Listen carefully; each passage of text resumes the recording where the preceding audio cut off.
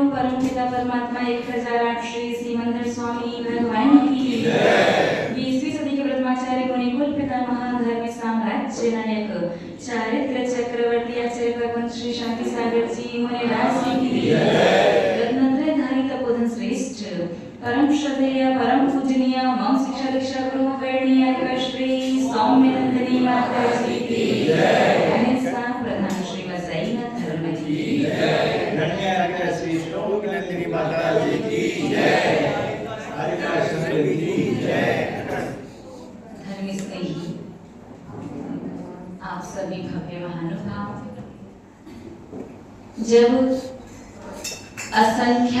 असंख्यात भवों का पुण्य एक साथ उदय में आता है, तब जाकर के जैन कुल मनुष्य पर्याय तन पर शुद्ध वस्त्र और हाथों में अभिषेक के लिए कलश आ पाता है। और जिनकी पात्रता अभिषेक करने की नहीं है, उनका भी यदि मुक्ति मोक्ष निकट है, तब ही प्रतिदिन आंखों से अभिषेक देखने का सुख अवसर प्राप्त होता है। कभी ये मत सोचना कि आज हम चाहते नहीं थे, आज थोड़ा सा आलस आ रहा था, या हमने मन से अच्छे से सोचा नहीं कि हमें मंदिर जाना है, अभिषेक देखना है, इसलिए अभिषेक छूटा। ऐसा नहीं है। अगर आपका अक्सर करके अभिषेक देखना या अभिषेक करना छूट जाता है, इसका एक अर्थ ये भी हो सकता है कि मंजिल अभी दूर है। कौन सी मंजिल? मोक्ष वाली। तो महानुभाव, ये इतना अच्छा थोड़ा सा समय मिला है मनुष्य पर्याय का, और कुछ नहीं करना, बस प्रातः काल आपको कम से कम 2 मिनट और अधिकतम कहो तो आधा पौन घंटा बस भगवान जिनेंद्र देव के लिए निकालना है। और भगवान जिनेंद्र देव तो एक माध्यम मात्र है। वास्तविकता में जो 2 मिनट या आधा पौन घंटा आप निकालेंगे प्रातः काल, ये आपके कल्याण के लिए, आपके अच्छे के लिए, आपके भलाई के लिए ही है। भगवान जिनेंद्र देव के अभिषेक की प्रक्रिया को आज अपन सभी लोग समझने का प्रयास करेंगे। कुछ प्रश्नों के माध्यम से समझेंगे। जैसे पहला प्रश्न कि अभिषेक का पुण्य या अभिषेक की क्रिया कहाँ से प्रारंभ होती है? सामान्यतया तो यही देखने में आता है मंगलाष्टक से प्रारंभ होती है। नहीं, अभिषेक की क्रिया और अभिषेक का पुण्य कुएं से जल भरने से प्रारंभ हो जाता है। अभिषेक की क्रिया भी जल भरने से और पुण्य भी जल भरने से प्रारंभ हो जाता है। जब कुएं से खींच करके पानी को छान करके भरा जाता है, तब से अभिषेक वाला पुण्य आपकी सत्ता में आना शुरू हो जाता है। अभिषेक का जल प्रश्न है हमारा आप सभी लोगों से, श्राविकाओं से भी है, भले ही आप लोग अभिषेक नहीं करते, ये उत्तर आपको पता होना चाहिए। और श्रावकों से भी है कि जिस जल से भगवान का अभिषेक किया जाता है वो जल गर्म होना आवश्यक है या कच्चे पानी से भी अभिषेक कर सकते हैं? सिर्फ छने पानी से भी अभिषेक किया जा सकता है? प्रासुक वर्ड तो आपने पकड़ लिया, प्रासुक। लेकिन प्रासुक मतलब क्या? प्रासुक मतलब गर्म किया हुआ। फिर अचित्त का मतलब क्या होता है? अचित्त मतलब ज्यादा गर्म कर दो, प्रासुक मतलब कम गर्म कर। नहीं, स्वाध्याय प्रेमी श्राविकों के हाथ तो दिखाई दे रही है। आगे आप लोग छना हुआ तो फिर गर्म क्यों करते हैं? समझिएगा, दो शब्द हैं, एक प्रासुक एक अचित्त, दोनों की परिभाषाओं में अंतर है। प्राणी रहित वस्तु प्रासुक है और प्राण रहित वस्तु अचित्त। परिभाषा याद रखिए, रिपीट, प्राणी रहित वस्तु प्रासुक होती है और प्राण रहित वस्तु अचित्त। प्राणी रहित यानी विकलत्र जीव रहित और सम्मोषण पंचेंद्रिय जीव रहित, त्रस जीव रहित, ये प्राण, क्योंकि जिनके अंदर 7 धातु उपधातुएं वगैरह पाई जाती हैं, जिसकी वजह से उनका मृत शरीर मांस संज्ञा को प्राप्त होता है, वो प्राणी। यद्यपि एक इंद्रिय को भी प्राण की अपेक्षा प्राणी कह दिया जाता है, लेकिन एक इंद्रिय को मुख्यतया जब भी प्रासुक और अचित्त की परिभाषा आएगी तो छना हुआ पानी की परिभाषा क्या बनेगी? प्रासुक की परिभाषा प्राणी रहित, यानी 2 इंद्रिय से लेकर के पंचेंद्रिय जीव रहित जल। लेकिन एक इंद्रिय, जल स्वयं जीव है, एक इंद्रिय जीव तो अभी भी बाकी है, वो चीज हो गई प्रासुक।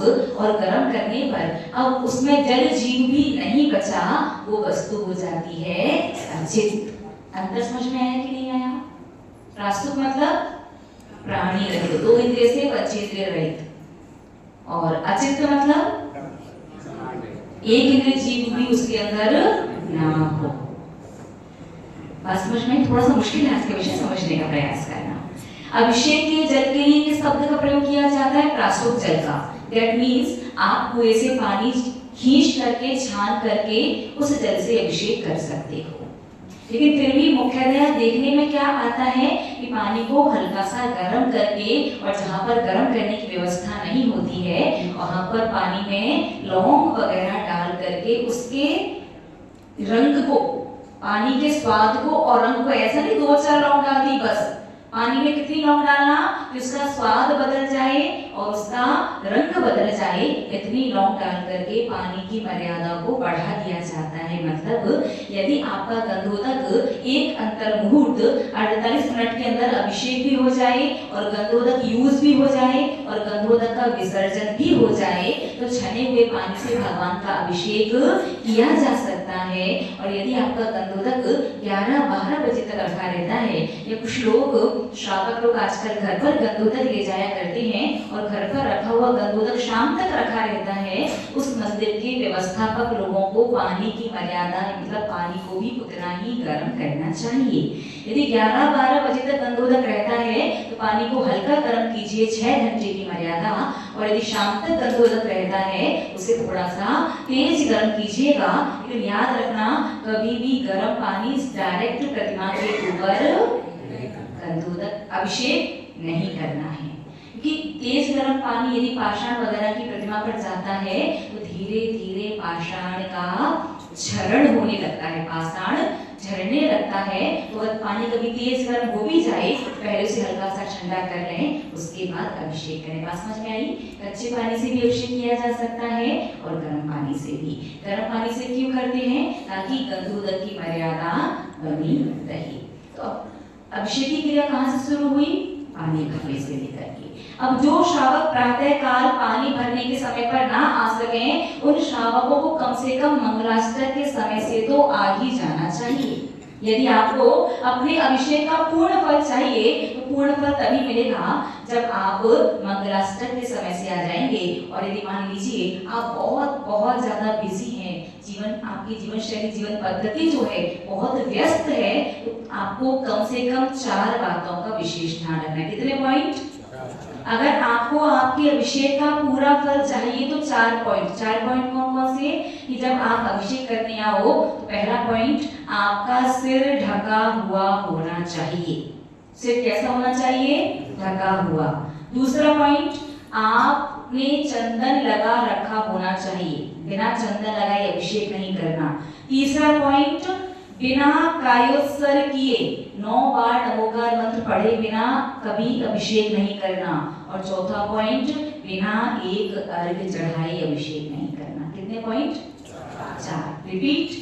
पहला पॉइंट, सिर ढका हुआ होना चाहिए। दूसरा पॉइंट, चंदन लगा हुआ होना चाहिए। तीसरा पॉइंट, एक कायोत्सर्ग करना चाहिए। और चौथा पॉइंट, एक अर्घ्य। मान लीजिए आप आने में लेट हो चुके हैं, मंगलाष्टक वगैरह प्रारंभ की जो क्रियाएं हैं वो सारी निकल चुकी हैं, लेकिन आपको आपके अभिषेक का पूरा संपूर्ण फल चाहिए, जल्दी फल चाहिए। अभिषेक से कौन सा फल मिलता है, कैसे मिलता है, उसकी चर्चा भी थोड़ी देर बाद करेंगे। पहले अपन क्रम से समझते हुए चलते हैं। तो अगर आप प्रारंभ से अभिषेक में नहीं आ सकते तो कम से कम ये 4 कार्य तो आपको करने ही होंगे, करने ही चाहिए। ये 4 कार्य करके भी आप अपने अभिषेक के पूर्ण फल को प्राप्त कर सकते हैं। इसमें पहला कार्य कौन सा है? सिर ढका हुआ होना चाहिए। अब प्रश्न ये है कि आप आगम शास्त्रों को उठा करके देख लीजिए, किसी भी आगम शास्त्र में पूर्वाचार्यों ने कहीं नहीं लिखा कि सिर ढक के अभिषेक करना चाहिए। किन्हीं भी आचार्य ने कहीं नहीं लिखा, तो फिर क्यों ढकना चाहिए? आप लोग क्या करते हैं? ढक के करते हैं या फिर ढका है तो भी ठीक और नहीं है सिर ढक के करते हैं? देखो, अति और इति मत करना। अति क्या कि कभी कभी अभिषेक करते करते बाई चांस किसी का सिर खुल गया ना, तो जितने भी पुजारी होते हैं उन्हें ऐसा लगता है कि सिर इसका खुल गया, नरक सबको मिलेगा। उसका सिर ढाकने से लोग 2-4 लोग ऐसे भागते हैं कि भले ही अभिषेक करते करते कलश श्री जी की प्रतिमा के मस्तक से ढकना चाहिए। तो देखो, बाई चांस कभी धारा करते करते सिर खुल भी गया तो कोई बहुत बड़ा पाप या दोष नहीं हो जाता। धारा करते करते खुल गया तो कोई बात नहीं, जब उसका वो कार्य हो जाएगा उसके बाद वो व्यक्ति ढक लेगा। बीच में जाकर के ढकने से, अगर शांति धारा कर रहा है तो झारी और अभिषेक कर रहा है तो कलश अगर श्री जी की प्रतिमा से टकरा गया, धारा टूट गई, यहाँ वहां हो गई, तो थोड़ा बहुत अग्नि का पाप जरूर लग जाएगा। आचार्य भगवंतों ने शास्त्रों में कहीं नहीं लिखा सिर ढक के अभिषेक करना चाहिए, फिर क्यों करते हो? विनय का प्रति। अभी अब बिना सिर ढके आपके मन में भी मां जन्माणी के प्रति विनय नहीं है क्या? है तो फिर बिना सिर ढके कैसे बैठे हो? और जब दर्शन करने आते बस उस समय विनय नहीं करती भगवान के प्रति। विनय का प्रतीक तो है अपने पूज्य, ज्येष्ठ, श्रेष्ठ, सामान्य के प्रति जो सबसे बड़ा होता है, ठीक है, उसके विनय में सामान्य से ढक लिया, ये तो बहुत सामान्य सी बात है। लेकिन जब आचार्य भगवंतों ने कहा ही नहीं है तो फिर सिर क्यों ढकते हैं? कि कोई केस वगैरह उसमें जल में चला जाए, मान लीजिए जल ढका हुआ है, तब तो घास वगैरह पर भी रोग होते हैं, उसके बाद नहीं जाते, क्या गारंटी है? फिर भी कोशिश बहुत अच्छी बता रही तो बजा सकते हैं आप। कोशिश तो की डेफिनेटली, बहुत सारे उत्तर, बहुत सारी बातें आपके मन में आ सकती हैं, बट एक्चुअली लॉजिक क्या है, वास्तविक कारण क्या है, ये आपको पता होना चाहिए। यही हम आपको बताना चाहते हैं कि जनागम में शास्त्रों में कहीं नहीं लिखा कि सिर ढक करके अभिषेक करो। फिर क्यों साधु संत उपदेश देते हैं?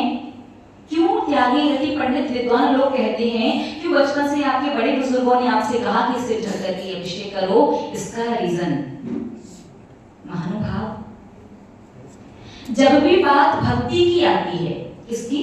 भक्ति की, तो हमेशा उदाहरण देवों का दिया जाता है। किसका दिया जाता है? देवों का। क्योंकि मनुष्य निर्विकल्प भक्ति नहीं कर सकता। मनुष्य दीक्षा लेके साधना करके मोक्ष ला सकता है। दीक्षा लेने के बाद निर्विकल्प ध्यान के माध्यम से केवल ज्ञान प्राप्त कर सकता है।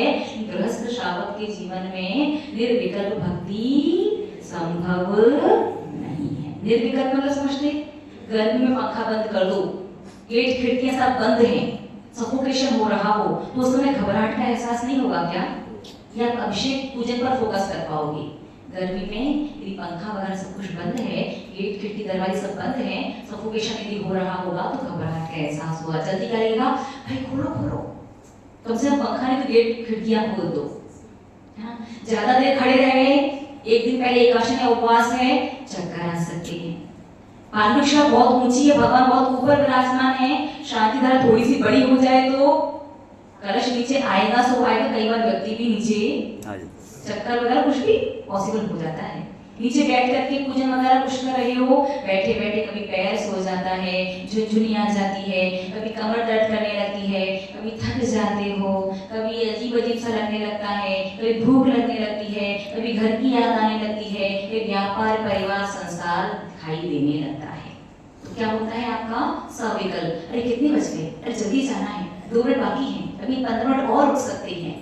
कितने प्रकार का विकल्प चलता है ना।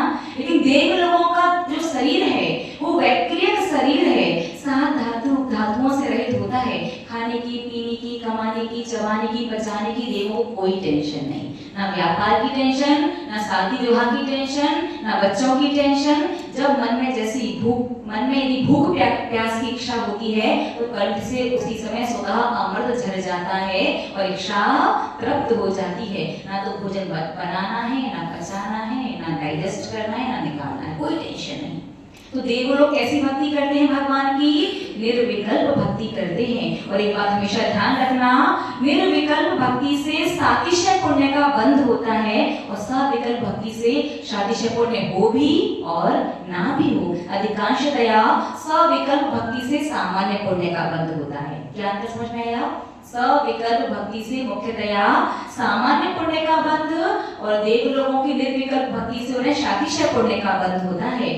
सातिशय पुण्य का अर्थ है जो पुण्य आपको सांसारिक सारी वस्तुएं दिलवाए, बढ़िया राजा का बेटा बनाए, चक्रवर्ती का पद दिलवाए और क्रम से परंपरा से आपको मोक्ष भी ले जाए, वो सातिशय पुण्य होता है। महानुभाव आचार्य भगवंतों ने शास्त्रों में भले ही सिर ढकने के बारे में ना लिखा हो, आचार्य भगवंतों ने मुकुट लगा करके अभिषेक करने के लिए अवश्य लिखा है शास्त्रों में। अब हर व्यक्ति, हर श्रावक मुकुट नहीं लगा सकता, तो जब भी आप अभिषेक वगैरह करने जाते हैं तो मुख्य रूप से आप अपने सिर को कपड़े से ढक लेते हो। उस सिर को अभिषेक के समय कपड़े से ढकना मुकुट लगाने का प्रतीक है कि हे भगवान जिनेंद्र देव, अब मैं देव बन करके आपके अभिषेक वगैरह की क्रिया को संपन्न करूंगा। आप देव बने नहीं हो, लेकिन सिर कपड़े से ढकने मात्र से अब आपका सामान्य पुण्य सातिशय पुण्य में कन्वर्ट हो जाता है। अर्थात मान लीजिए अगर बिना सिर ढके अभिषेक किया है, सामान्य पुण्य आपने बांधा, 1 किलो सामान्य पुण्य का अर्थ है 1 किलो पीतल, और वही सिर्फ सिर ढक करके किया है और कुछ चेंज नहीं किया, भाव भी वैसे ही है, क्रिया भी वैसे ही कर रहा है, सब कुछ सेम है, लेकिन सिर्फ सिर ढकने मात्र से क्वांटिटी तो 1 ही किलो रहेगी और वो भी पीली धातु ही, लेकिन अब पीतल नहीं सोना। और 1 किलो पीतल और 1 किलो सोने में आप अंतर समझ पा रहे होंगे कि सातिशय और सामान्य पुण्य में तो इससे भी कई गुना ज्यादा अंतर होता है। इसलिए पुरुष वर्ग जब भी अभिषेक करें तो अभिषेक से पूर्व क्या करें? अपने सिर को अच्छे से ढकें। और स्त्री वर्ग जब भी अभिषेक वगैरह देखें तब आप लोगों को भी क्या ध्यान रखना है? अपने सिर को अच्छे से ढकना है। तो पहला पॉइंट समझ में आया, सिर ढकना है। दूसरा पॉइंट चंदन लगाना है, चंदन का तिलक। तिलक कितने प्रकार का होता है? कैसी बात कर रही है माता जी? कई प्रकार का हो जाता है, केसर का हो जाता है, चंदन का हो जाता है, रोली का हो जाता है, हल्दी का हो जाता है। नहीं, मुख्यतया तिलक कितने? 3 प्रकार की। पहला धार्मिक तिलक, दूसरा सामाजिक तिलक और तीसरा सांस्कृतिक तिलक। धार्मिक तिलक, ये जब आप भगवान का अभिषेक पूजन दर्शन की क्रिया करने के लिए आए हो, धार्मिक तिलक हमेशा चंदन का ही लगाया जाता है। कभी भी केसर का तिलक मत लगाना, क्योंकि केसर गर्म होती है और तिलक लगाया जाता है मस्तिष्क पर, आज्ञा चक्र पर, और आज्ञा चक्र पर केसर लगाओगे तो दिमाग गर्म रहेगा, फिर घर जाके गुस्सा ही गुस्सा करते रहोगे, दिन भर कहोगे गुस्सा क्यों मारा है। तो धार्मिक तिलक किस चीज का लगाया जाता है? चंदन का लगाया जाता है। कहाँ लगाया जाता है? आज्ञा चक्र से लगाया जाता है। किससे लगाया जाता है? अनामिका अंगुली से और अंगूठे से लगाया जाता है। अंगूठा मोक्ष का प्रतीक होता है, अनामिका अंगुली संसार का प्रतीक होती है कि हे भगवान जिनेंद्र देव, हम चाहे दर्शन करें, हम चाहे अभिषेक करें, हम चाहे मंदिर में बैठ के स्वाध्याय करें, या हम भगवान की पूजन करें, हम जो भी कार्य या क्रिया करेंगे, इसका फल हमें क्या मिले कि हमारा संसार भी अच्छे से चले और हमारा धर्म भी अंतिम श्वास तक पले। धर्म पालना है या नहीं पालना? पालना है ना। तिलक किससे लगाना है? अनामिका अंगुली और अंगूठे से। किस चीज का लगाना है? चंदन का। कहाँ लगाना है? आज्ञा चक्र से होकर के मस्तिष्क पर लगाना है। कैसे लगाओगे? पहले अनामिका अंगुली से बिंदी लगाइए, फिर अंगुष्ठ से उसे इस प्रकार से टीका के रूप में लगाइए। देखिए, पहला जो तिलक है कौन सा? धार्मिक तिलक जो है वो चंदन का ही होना चाहिए, क्योंकि आज्ञा चक्र पर जब आप चंदन लगाते हो तो उससे आपका आज्ञा चक्र एक्टिवेट हो जाता है, आज्ञा चक्र नियंत्रित हो जाता है, आप उसे कंट्रोल कर पाते हैं। कैसे कंट्रोल कर पाते हैं? जिससे आपकी याददाश्त बढ़ती है। आज्ञा चक्र पर चंदन लगाने से याददाश्त बढ़ती है, बुद्धि अच्छी होती है और निर्णय लेने की दृढ़ता। होता है ना कई बार कि राइट टाइम पर राइट डिसीजन नहीं ले पाते, ले भी लिया तो कई बार लगता है कि इसे बेटर ले सकते थे, रिग्रेट होता है ना। और कई बार लगता है कि काश वो मौका बेहतर था, ये मौका उतना बेहतर नहीं है। और कई बार निर्णय ले भी लिया, सही है या नहीं है, करूं या नहीं करूं, कर तो रहा हूं, बाद में दिक्कत हुई तो, बहुत तरह की जो सेल्फ डाउट वगैरह वाली सिचुएशंस जो बनती हैं। तो आज्ञा चक्र पर चंदन का तिलक लगाने से निर्णय लेने की क्षमता बढ़ती है, दृढ़ता आती है, याददाश्त अच्छी होती है और आप बुद्धिमान भी बनते हैं। हमेशा याद रखना, पहला जो धार्मिक तिलक है वो किस चीज का होना चाहिए? चंदन का होना चाहिए। और आज्ञा चक्र से होकर के वो चंदन का तिलक आपको लगाना है। केसर या हल्दी वगैरह का नहीं लगाइएगा। केसर भी गर्म होती है और हल्दी भी गर्म होती है, लगाएंगे तो माथा गर्म रहेगा, फिर पता नहीं किस किस की दिल बनेगा उससे।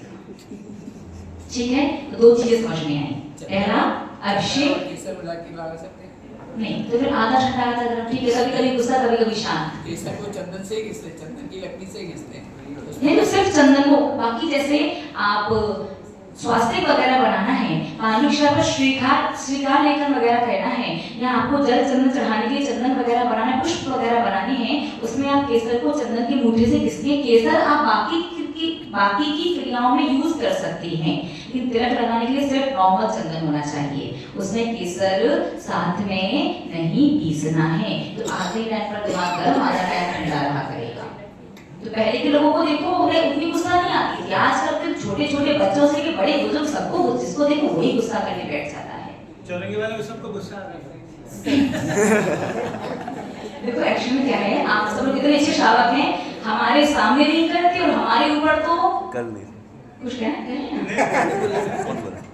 जब हमारे सामने ही नहीं करते, हमारे ऊपर तो करने की बात बहुत दूर की है। बहुत अच्छे श्रावक है, हमारे सामने तो बिल्कुल छोटे मोटे नन्हे मुन्ने नादान भोले भाले से अच्छे वाले बच्चे बनकर के बैठते हैं आप लोग। और ऑब्वियस है कि आप जैसे हमारे सामने और हमारे लिए हैं, वैसे आप सारे लोगों के लिए हो, जरूरी नहीं है। ठीक है, तो वैसे ध्यान रखिएगा, चंदन का तिलक लगाना है। दो चीजें। अब तीसरी चीज कौन सी है? कायोत्सर्ग। अभिषेक से पहले 9 बार नमोकार मंत्र और 1 कलश अभिषेक के बाद अगर आपके पास शांति धारा करने का आधा घंटा रुकने का टाइम नहीं है तो आप 1 कलश अपना अभिषेक करके 9 बार नमोकार मंत्र पढ़ करके 1 अर्घ चढ़ा करके अपने घर चले जाइए। आपकी उतनी क्रिया भी आपको पूरा फल देने वाली हो जाएगी। अब कायोत्सर्ग क्यों आवश्यक है? क्योंकि जाने अनजाने में आप जिनका अभिषेक करने आए हैं उनकी किसी प्रकार की गलती अगर आपसे हुई तो कौन सा कर्म बंधेगा? कर्म तो आप में से कोई भी बंधे, लेकिन उसकी क्वालिटी कौन सी वाली बनेगी? निदत्ति निकाचित वाली, सबसे खतरनाक भयंकर क्वालिटी जिसका फल भोगना ही पड़ता है। वहीं आपने अभिषेक से पहले अगर 9 बार नमोकार मंत्र पढ़ लिया, अब गलती से अगर आपसे कोई गलती हो भी जाती है, और भी से कई बार हो जाता है, कई बार कलश टकरा जाता है, कई बार आपके कपड़े टच हो जाते हैं, कई बार आप कोई व्यक्ति शांति धारा वगैरह कर रहा है, दूसरा व्यक्ति वहां से हाथ लगा रहा है, तो भगवान के आगे से हाथ लगा लेता है, बहुत बहुत प्रकार की कई सारी गलतियां होती ही रहती हैं। तो अगर आपने एक कलश अभिषेक करने से पहले 9 बार नमोकार मंत्र पढ़ा है, तो अब गलती होने पर कर्म तो बंधेगा, लेकिन निदत्ति निकाचित नहीं बंधेगा। पहले ही कायस्तर कर लो कि भगवान मैं आपका अभिषेक करने जा रहा हूँ, तो मुझसे जो भी गलती हो जाए उसका प्रायश्चित स्वरूप मैंने 9 बार नमोकार मंत्र पढ़ा है। और अभिषेक होने के बाद एक कायस्तर किए बिना घर नहीं जाना। वो कायस्तर किस चीज का? मैंने अभिषेक वगैरह सब कुछ बहुत अच्छे से सारी बातों को ध्यान में रख करके किया है, फिर भी यदि कोई गलती हो गई हो तो मुझे क्षमा करें। पूरी क्रिया के दौरान कोई गलती हो गई हो तो उसका प्रायश्चित स्वरूप अंत में एक कायस्तर। बात समझ में आ गई?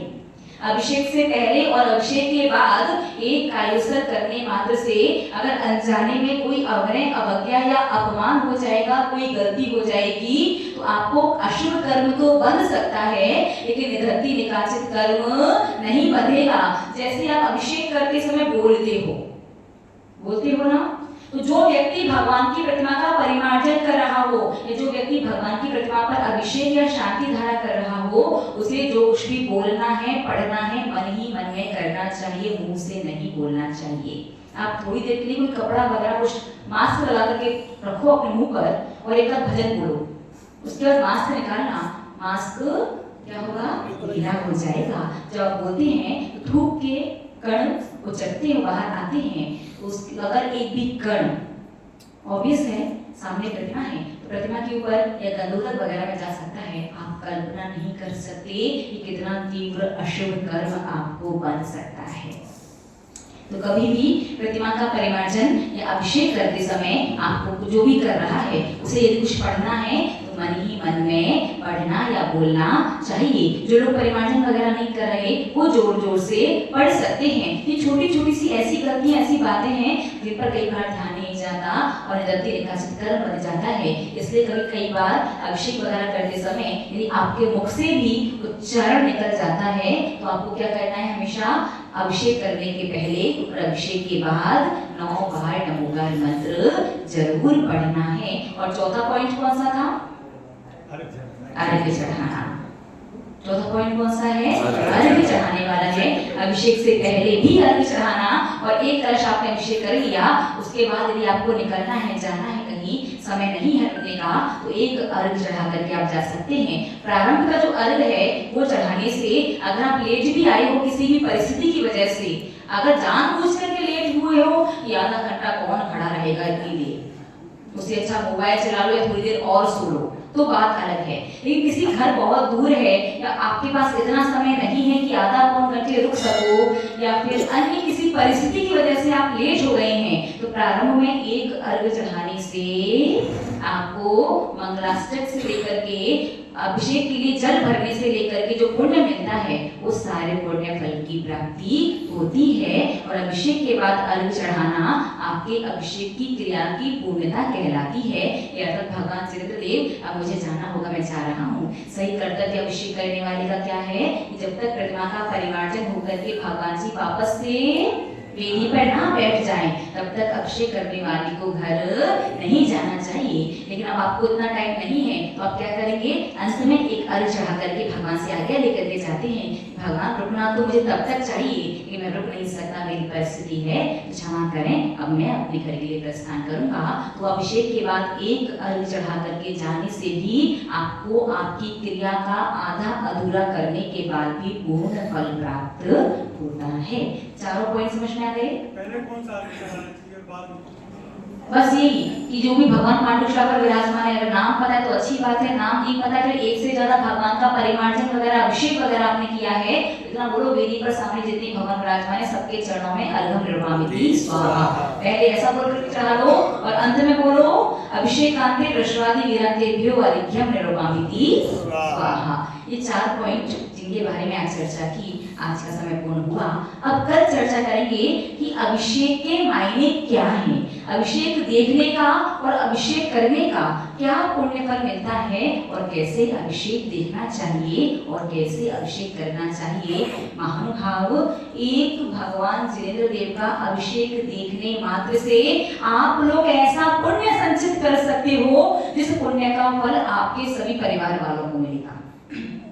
क्या होगा? मतलब सब लोग यदि नहीं आ पाते अभिषेक देखने के लिए, अगर घर का एक मेंबर भी आ गया और जो तरीका है, जिस तरीके से अभिषेक देखा, उसका फल किसे मिलेगा? सारे परिवारजन को। क्या फल मिलेगा? फल ये मिलेगा कि उस परिवार का कोई भी सदस्य किसी भी प्रकार से प्राकृतिक आपदा में मरण को प्राप्त नहीं होगा। समझ में आया?